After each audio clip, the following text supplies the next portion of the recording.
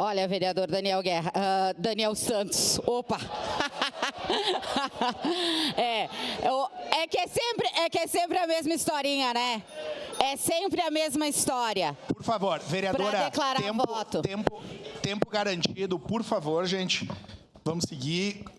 Segue em declaração de voto. 1 minuto e 46 segundos, vereadora Daiane Mello.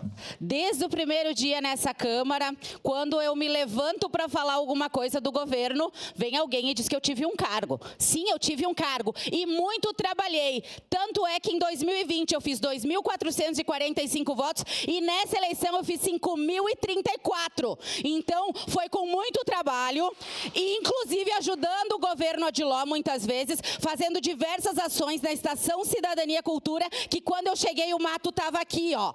Quando eu cheguei em 2021 para trabalhar lá, o mato estava aqui. As portas fechadas no cadeado, nós abrimos para a população. O CRAS funcionando lá, Secretaria da Cultura funcionando lá. Cine Teatro para as escolas da região oeste, que o pessoal pode falar. Abrimos o Cine Teatro inaugurado e nunca tinha sido utilizado.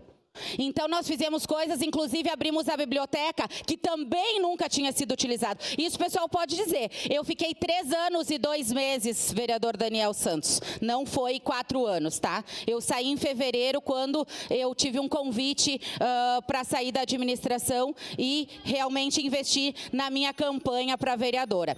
Então, eu quero dizer que tive muito orgulho de participar por 3 anos e meio, né?